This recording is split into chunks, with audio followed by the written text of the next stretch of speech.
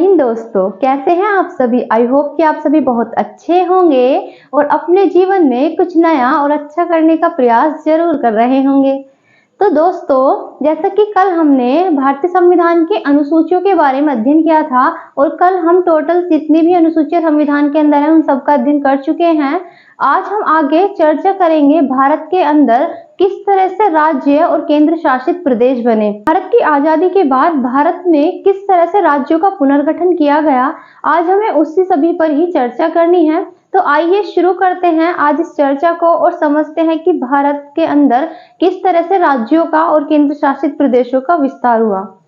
इसमें जब हम बात करते हैं भारत की आजादी के टाइम की, तो भारत की आजादी के समय ये भारत के अंदर दो राजनीतिक इकाइयां दो श्रेणियों में बटी हुई थी और वो जो दो श्रेणियां हुआ करती थी, एक तो ब्रिटिश प्रांत के अंदर थी और दूसरी हुआ करती थी देशी रियासतें। तो आइए समझते हैं चीजों को। और भारत में आजादी के समय जो राजनीतिक इकाइयां थी वो दो श्रेणियों में बटी थी। राजनीतिक इकाइयां कितने श्रेणियों में बटी थी? दो श्रेणियों में बटी थी। एक तो ब्रिटिश प्रांतों में बटी हुई थी और दूसरा जो ये बटी हुई थी दूसरा बटी हुई थी रियासतों में। किसमें? रियासतों में। ये जो ब्रिटिश प्रांत हुआ करते थे, ये ब्रिटिश प्रांत ब्रिटिश गवर्नमेंट के अंडर आते थे, यानी कि इनका शासन ब्रिटिश गवर्नमेंट के अधीन चलता था, ब्रिटिश सरकार के अधीन चलता था। इनका शासन किसके अधीन चलता था? ब्रिटिश सरकार के शासन के अधीन होते थे। ये शासन के अधीन। और ये जो रियासतें होती थी, ये रियासतें राजा के अधीन होती थी, लेकिन रियासतों का संबंध भी ब्रिटिश सरकार से ही संबंधित था, ये भी इनसे अलग नहीं थी। अगर हम बात करें कि आजादी के समय कितनी रियासतें थी, तो आजादी के समय भारत में 552 रियासतें हुआ करती थी। ये देशी रियासतें चाहे भारत में मिल सकती थी या पाकिस्तान में मिल सकती थी या फिर ये स्वतंत्र रूप से भी रह सकती थी। ये तीनों ऑप्शंस रियासतों के सामने रखे गए थे। तो जिस समय भारत की, तो फिर क्या होता है, ये जो देशी रियासतें होती हैं इनमें से जो 549 रियासतें होती हैं, 549 रियासतें ये भारत के साथ मिल जाती हैं। किसमें मिली? जो बचती हैं तीन रियासतें, ये ना तो भारत के साथ मिलती हैं और ना ही पाकिस्तान के साथ मिलती हैं। ये तीनों रियासतें मिलने से मना कर देती हैं और ये स्वतंत्र रूप से रहती हैं। और ये जो तीनों रियासतें थी इनके नाम है, पहली आप जूनागढ़, हैदराबाद और तीसरी हमारी रियासत हुआ करती थी जम्मू कश्मीर। तो ये तीन रियासत बची थी बाद में। बाकी तो हमने अभी देखा कि 549 रियासतें तो भारत के साथ शामिल हो चुकी थी।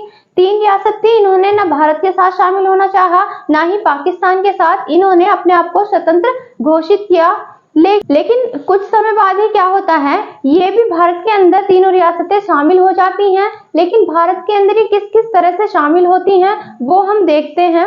जूनागढ़ रियासत को जनमत संग्रह के द्वारा भारत के अंदर शामिल कर लिया जाता है। जनमत संग्रह के द्वारा भारत के अंदर क्या कर लिया जाता है? शामिल कर लिया जाता है। यहाँ पर एक मेमोरेंडम या जन्म संग्रह कराया जाता है। इसमें क्या होता है कि जनता से पूछ लिया जाता है वहां की कि आप किसके साथ रहना चाहते हैं। तो यहाँ पर ज्यादातर जनता का मत था कि वो भारत के साथ विलय होना चाहती हैं, तो इसलिए जन्म संग्रह के आधार पर यहाँ पर जूनागढ़ को भारत के अंदर शामिल कर लिया गया।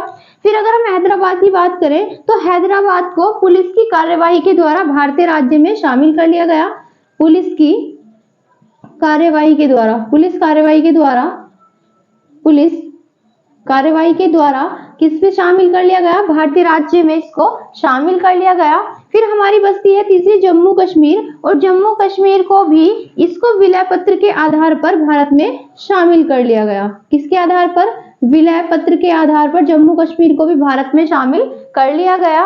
लेकिन एक बात याद रखिएगा दोस्तों, इन रियासतों को भारत के अंदर शामिल करने का जो श्रेय जाता है वो जाता है सरदार वल्लभ भाई पटेल को। किसको जाता है? सरदार वल्लभ भाई पटेल को।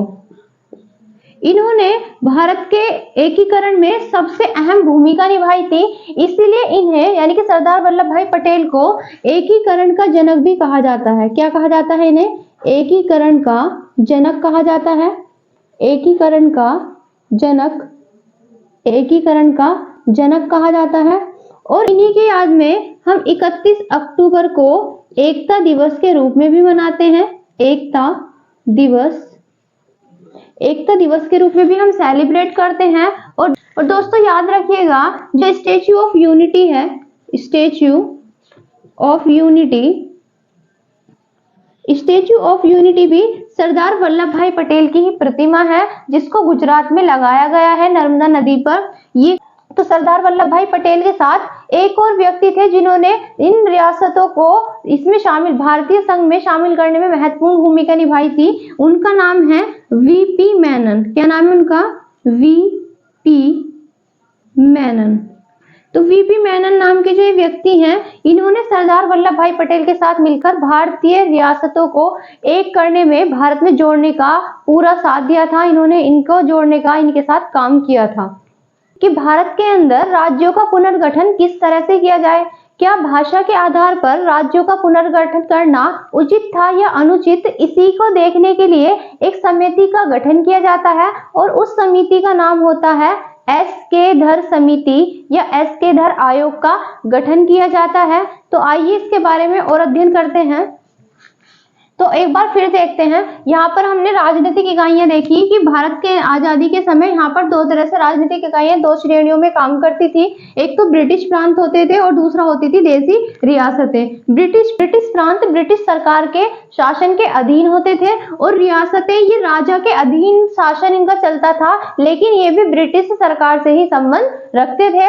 जब टोटल हम रियासतों की बात करते हैं तो भारत के अंदर टोटल 552 रियासतें थी आजादी के समय, और इनमें से इन रियासतों से ये कहा गया कि अगर आप चाहें तो भारत के साथ शामिल हो सकती हैं और चाहें तो आप स्वतंत्र रूप से भी रह सकती हैं या पाकिस्तान के साथ शामिल हो सकती हैं। लेकिन इनमें से 549 रियासतों ने भारत के साथ शामिल होना सही समझा और ये 549 रियासतें भारत के साथ शामिल हो गई, और 3 रियासतें ये किसी के साथ शामिल नहीं होती हैं, ये तीनों स्वतंत्र रूप से रहती हैं।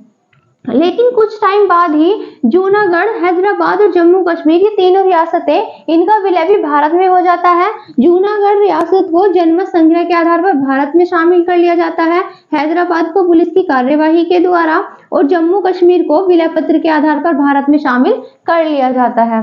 इसके बाद हम देखते हैं कि यहाँ पर इन सभी रियासतों को भारत के अंदर शामिल करने में एक महत्वपूर्ण भूमिका निभाने वाले एक व्यक्ति, जिनका नाम है सरदार वल्लभ भाई पटेल, और इन्हीं के साथ एक व्यक्ति वीपी मेनन थे। तो सरदार वल्लभ भाई पटेल ने एक महत्वपूर्ण भूमिका निभाई थी पूरे भारत को एकीकरण करने में, इसलिए इन्हें एकीकरण का जनक भी कहा जाता है। और इन्हीं की याद में हम 31 अक्टूबर को एकता दिवस के रूप में भी सेलिब्रेट करते हैं। और स्टैच्यू ऑफ यूनिटी जो गुजरात के अंदर बनाई गई है, वो भी इन्हीं की ही प्रतिमा है। तो अब राज्य के पुनर्गठन के आगे बात करते हैं। इसके बाद भारत में शुरू होता है राज्यों के पुनर्गठन की बात। क्या शुरू होती है?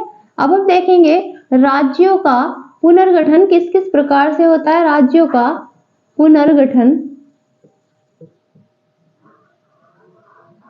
राज्यों के पुनर्गठन में सबसे महत्वपूर्ण बात निकल के आती है भाषा की, कि क्या राज्य का पुनर्गठन भाषा के आधार पर किया जाना उचित होगा या अनुचित होगा। इसी को लेकर बहस छिड़ी और फिर इसी की जांच के लिए एक कमेटी बनाई गई, जिसका नाम था एस.के. धर कमेटी, या इसको हम धर आयोग के नाम से भी जानते हैं, क्योंकि इसमें जो अध्यक्ष बने थे उनका नाम था एस.के. धर। तो क्या होता है फिर 1948 के अंदर, 1948 में एस.के. धर आयोग आता है। एस.के. धर आयोग, जैसे हम धर आयोग के नाम से भी जानते हैं। तो एस.के. धर आयोग ने अपनी सिफारिशें दी और इसने कहा कि भाषा के आधार पर पुनर्गठन नहीं किया जाना चाहिए। भाषा के आधार पर पुनर्गठन का क्या किया इसने? विरोध किया। पुनर्गठन का विरोध, तो कि भाषा के आधार पर राज्य का पुनर्गठन नहीं किया जा सकता। तो भाषा के आधार पर राज्य का पुनर्गठन का विरोध करने वाला एस.के. धर आयोग, और इसने कहा कि प्रशासनिक सुविधा के आधार पर, इसने प्रशासनिक सुविधा के आधार पर राज्य के पुनर्गठन का समर्थन किया। राज्य के पुनर्गठन का समर्थन किया। किसने किया था? ये एस.के. धर आयोग ने।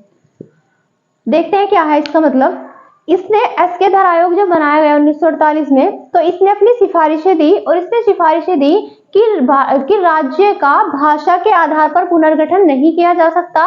राज्य का भाषा के आधार पर पुनर्गठन का इसने पूरी तरह से विरोध किया और इसने कहा कि प्रशासनिक सुविधा के आधार पर राज्य का पुनर्गठन किया जाए। तो राज्य के पुनर्गठन का इसने भाषा को आधार ना मानते हुए उसका विरोध किया और इसी के साथ इसने कहा कि जो प्रशासनिक सुविधा में जो भाषा हो उसका यहाँ पर यूज किया जाए। ऐसा कहना था एस.के. धर आयोग का। तो एस.के. एक देश जहां पर इतनी सारी डाइवर्सिटी है और इतनी सारी भाषाएं बोली जाती हैं, वहां पर क्या ये उचित होता कि पूरे के पूरे देश पर एक ही भाषा को थोप दिया जाए? क्योंकि यहाँ पर जो साउथ वाले हमारे राज्य हुआ करते थे वो इसका भरपूर तरीके से इसका विरोध किया था और जब एस.के. आयोग की सिफारिशें आई तो इससे क्या हुआ, सारे में असंतोष फैल गया। और जैसे ही तो इसके बाद क्या किया जाता है कि इसकी जांच के लिए कि क्या ये सही है या नहीं है, एक और आयोग का गठन किया जाता है जिसको हम जानते हैं जे.वी.पी. आयोग के नाम से। किसके नाम से जानते हैं? जे.वी.पी. आयोग। और जे.वी.पी. आयोग भी 1948 में ही बना था। और जब ये जे.वी.पी. आयोग का गठन किया गया 1948 में, सबसे पहले तो आपको यही पता होना चाहिए कि जे.वी.पी. आयोग के अंदर कौन कौन शामिल है। तो जे.वी.पी. आयोग के अंदर 3 व्यक्ति शामिल हैं। J4 यहाँ पर है जवाहरलाल नेहरू। V4 वल्लभ भाई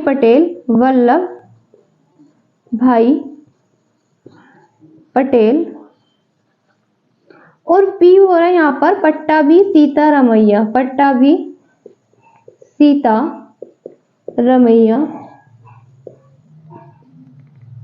तो इन तीनों की अध्यक्षता में ही इस आयोग का गठन किया गया और ये आयोग आया और इसने भी जब अपनी सिफारिशें प्रस्तुत की तो इसने भी भाषा के आधार पर पुनर्गठन को खारिज कर दिया, जे.वी.पी. आयोग ने भी। तो फिर जब ये जे.वी.पी. आयोग ने भी इसको खारिज कर दिया भाषा के आधार पर पुनर्गठन को, इसके बाद क्या होता है, बुरी तरह से असंतोष फैल जाता है। और जब इतना असंतोष फैलता है तो यहीं पर हम देखते हैं कि मद्रास के अंदर एक व्यक्ति, मद्रास प्रांत में एक कांग्रेसी नेता होते हैं जिनका नाम होता है, एक कांग्रेसी कार्यकर्ता होते हैं जिनका नाम होता है पोट्टी श्री रामालू। इनका नाम होता है पोट्टी श्री रामुलू नाम के जो ये व्यक्ति हैं, ये क्या करते हैं, ये भाषा के आधार पर पुनर्गठन को लेकर भूख हड़ताल पर बैठ जाते हैं और ये आमरण अनशन करते हैं और अनशन का आह्वान करते हैं और 56 दिनों के बाद और 56 दिन में इनकी क्या हो जाती है, मृत्यु हो जाती है। तो 56 दिन तक ये अपना अनशन करते हैं और 56 दिन में इनकी मृत्यु हो जाती है। इससे जब इनकी मृत्यु हो जाती है तो इसके बाद गवर्नमेंट को मजबूर होकर भारत के अंदर भाषा के आधार पर सबसे पहला राज्य बनाना पड़ता है भाषा के आधार पर, जिसका नाम होता है आंध्र प्रदेश। कौन सा होता है? आंध्र प्रदेश। तो भाषा के आधार पर सबसे पहला राज्य गठित किया जाता है आंध्र प्रदेश और ये किया जाता है 1 अक्टूबर 1953 को आंध्र प्रदेश को भाषा के आधार पर भारत का पहला राज्य बनाया जाता है, क्योंकि आंध्र प्रदेश में ज्यादा लोग रहते थे तेलुगु भाषा बोलने वाले जो लोग थे वो ज्यादातर आंध्र प्रदेश में रहते थे, इसलिए मद्रास से अलग करके आंध्र प्रदेश को तेलुगु भाषा के आधार पर भारत का पहला राज्य बनाया गया। तो इस तरह से भाषा के आधार पर अलग होने वाला आंध्र प्रदेश पहला राज्य बनता है। और ये क्वेश्चन आपसे परीक्षाओं में बार बार पूछा जाता है कि भाषा के आधार पर गठित होने वाला भारत का पहला राज्य कौन सा है। तो तो वो है आंध्र प्रदेश। इसका गठन 1 अक्टूबर 1953 को किया गया था तेलुगु भाषा के आधार पर। इसके बाद फिर आगे बात चलती है और राज्यों के पुनर्गठन की, और इसके लिए फिर एक आयोग बनाया जाता है जिसका नाम होता है फजल अली आयोग। और फजल अली आयोग 1953 में जब बनाया जाता है तो इसमें टोटल 3 सदस्य होते हैं। एक तो फजल अली, इनको इसका अध्यक्ष बनाया जाता है, और एक के.एम. पणिक्कर और एक हृदयनाथ कुंजरू। इन 3 व्यक्तियों को फजल अली आयोग के अंदर शामिल किया जाता है। और फिर हम देखेंगे कि फजल अली आयोग किस तरह से अपनी सिफारिशें देगा और इसकी सिफारिशें कहां तक मानी जाएंगी, और भारत में किस तरह से राज्यों का पुनर्गठन होगा। अभी देखते हैं आगे इसी में हम। तो हमने देखा एसकेधर जो आयोग है, इस एसकेधर आयोग ने अपनी सिफारिशें दी और इसने भाषा के आधार पर राज्यों के पुनर्गठन का क्या कर दिया, विरोध किया। और इसीलिए यहाँ पर इसने जो बताया, इसने कहा कि प्रशासनिक सुविधा के आधार पर राज्य का क्या किया जाए, गठन किया जाए। और फिर इसी की जांच के लिए एक और आयोग गठन किया गया जिसका नाम था जेवीपी आयोग। जेवीपी आयोग ने भी भाषा के आधार पर पुनर्गठन को खारिज कर दिया, और जिससे क्या फैल गया, असंतोष फैल गया। और इसी असंतोष को लेकर भारत के अंदर हमने देखा कि एक व्यक्ति कांग्रेस का, जिसका नाम था श्री रामुलु पोट्टी, तो पोट्टी श्री रामुलु बैठ जाते हैं अनशन पर, और 56 दिन के अनशन की मृत्यु हो जाती है, जिसके कारण मजबूरन आंध्र प्रदेश को भारत का भाषा के आधार पर पहला राज्य बनाना पड़ता है। इसके बाद हम आगे बात करेंगे 1953 में ही फिर एक आयोग बनाया जाता है जिसका नाम होता है फजल अली आयोग। कौन सा आयोग बनाया जाता है, फजल अली आयोग। जब फजल अली आयोग का गठन किया जाता है तो इस फजल अली आयोग के अंदर 3 सदस्य होते हैं। कितने सदस्य होते हैं भाई, 3 सदस्य होते हैं। पहले तो फजल अली होते हैं, फजल अली, और ये इसके अध्यक्ष भी होते हैं, और इन्हीं के नाम पर क्या किया जाता है, इसका नाम रखा जाता है फजल अली आयोग। दूसरे होते हैं हृदयनाथ कुंजरू, हृदयनाथ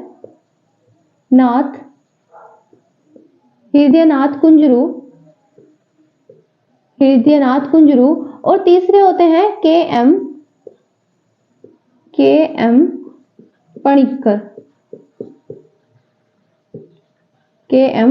पणिक्कर। तो इस तरह से इस आयोग के अंदर 3 व्यक्ति होते हैं, और ये तीनों के तीनों व्यक्ति, तो फजल अली, हृदयनाथ कुंजरू और के.एम. पणिक्कर, ये फजल अली आयोग के तीनों सदस्य होते हैं। और इसमें इनके द्वारा 1955 में कुछ सिफारिशें प्रस्तुत की जाती हैं। क्या किया जाता है, इनके द्वारा सिफारिशें प्रस्तुत की जाती हैं। और जब इनकी सिफारिशें प्रस्तुत की जाती हैं इनके द्वारा, 1953 में जो फजल अली आयोग बनाया गया था, इसने अपनी सिफारिशें 1955 में दी, और इसने भाषा को पुनर्गठन का आधार माना। इसने किसको आधार माना, भाषा को इसने आधार माना। किसका भाई, पुनर्गठन का। तो पुनर्गठन का आधार किसने माना, फजल अली आयोग ने भाषा को पुनर्गठन का आधार माना। और इसी के आधार पर भारत के अंदर 1956 में लाया गया राज्य पुनर्गठन अधिनियम। क्या लाया गया, राज्य पुनर्गठन अधिनियम लाया गया। और राज्य में जब पुनर्गठन अधिनियम लाया गया तो इस पुनर्गठन अधिनियम के द्वारा संविधान में 7वां संविधान संशोधन किया गया। 7वां संविधान संशोधन किया गया संविधान के अंदर। और 7वें संविधान संशोधन के द्वारा भारत के अंदर जो भारत की नई परिभाषा निकल के आई वो थी 14+6, यानी कि भारत के अंदर 6 तो स्टेट होंगे, और तो भारत के अंदर 14 स्टेट और 6 क्या होंगी, यूटीज, यानी कि केंद्र शासित प्रदेश होंगे। तो ये परिभाषा निकल के आई थी 1956 के राज्य के पुनर्गठन अधिनियम के बाद। इसमें 7वां संविधान संशोधन किया गया था, और ये भी 1956 में ही हुआ था, जिसके द्वारा भारत में 14 राज्य और 6 केंद्र शासित प्रदेश बनाए गए। इसी के बाद हम आगे बात करते हैं अपना एक और राज्य या केंद्र शासित प्रदेश जिसका नाम है पुडुचेरी के नाम से जिसे हम जानते हैं। तो 1954 में फ्रांसीसी सरकार अपनी बस्तियां जिसमें चंद्रनगर, पांडिचेरी, यनम और कराईकल शामिल होते हैं, इन सबको भारत सरकार को सौंप देती है, जिसको हम भारत के अंदर 1956 में शामिल कर लेते हैं। कि फ्रांसीसी होते हैं,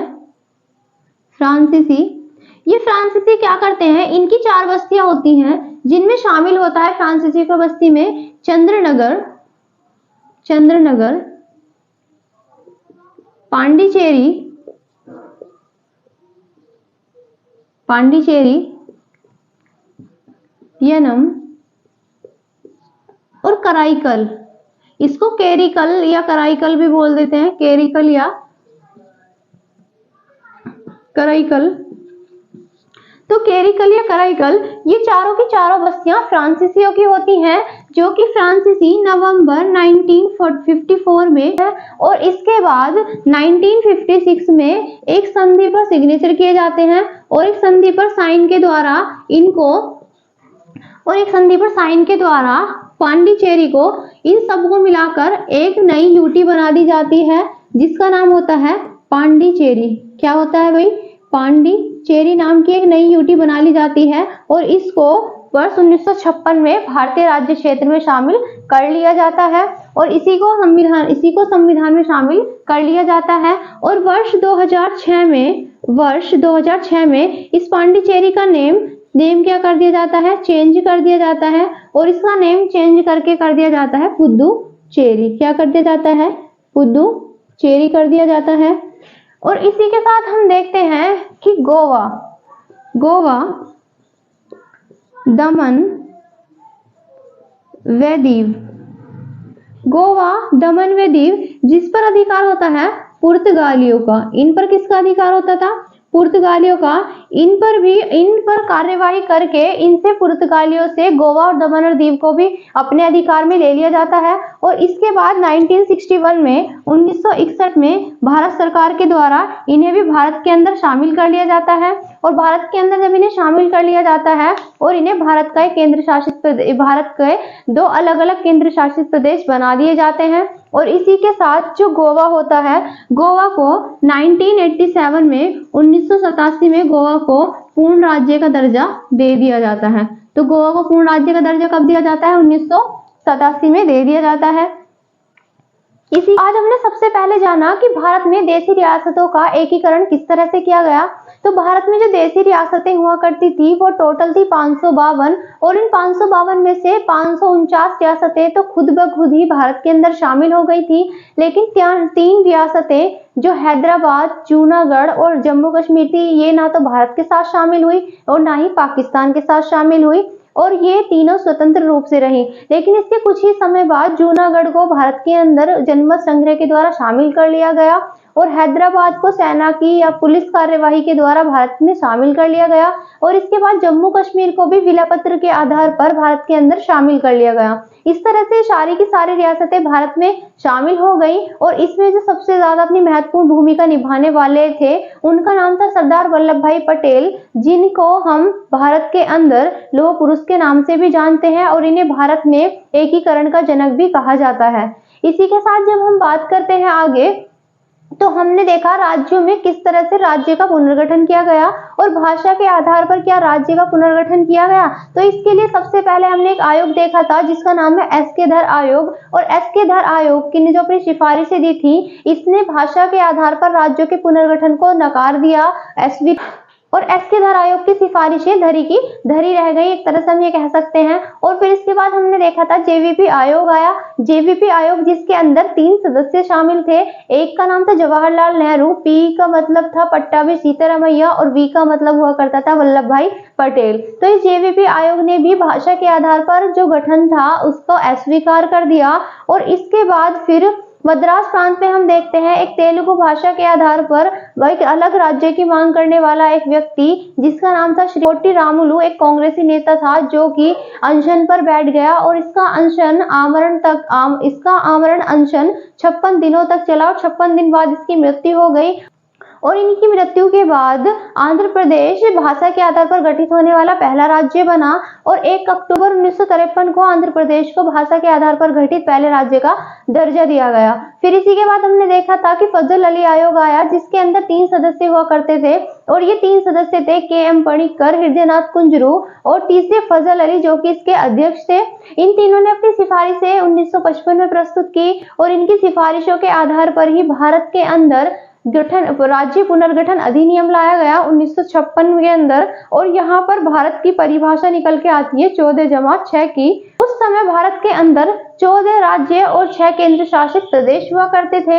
इसके बाद फिर हमने देखा था कि फ्रांसीसियों की जो बस्तियां हुआ करती थी, जिसमें चंद्रनगर, पांडिचेरी, यानम और कराईकल शामिल थी, इन चारों बस्तियों को भारत को सौंप दिया जाता है और 1956 में भारत सरकार इन्हें पूरी तरह से भारत का ही अंग बना लेती है और ये भारत का अभिन्न अंग बन जाते हैं एक संधि के द्वारा। इसके बाद फिर हमने देखा था कि पुर्तगालियों ने गोवा और दमन और दीव पर अपना कंट्रोल कर रखा था। हमने गोवा, दमन और दीव पर भी अपना अधिकार कर लिया और इसके बाद हमने 1987 में गोवा को पूर्ण राज्य का दर्जा दे दिया और आज भी भारत के अंदर गोवा एक पूर्ण राज्य का दर्जा प्राप्त किया हुआ भारत का क्षेत्रफल के आधार पर सबसे छोटा राज्य है। और अगर हम बात करें दमन में दीव की, तो वो आज के टाइम में भी केंद्र शासित प्रदेश है। अगर हम आज के समय की बात करें तो भारत के अंदर टोटल 28 राज्य और 8 केंद्र शासित प्रदेश शामिल हैं। इसके बाद आगे की और चर्चा हम करेंगे अगली क्लास में दोस्तों। तो मिलते हैं नेक्स्ट वीडियो में, तब तक के लिए bye bye and take care. See you all soon.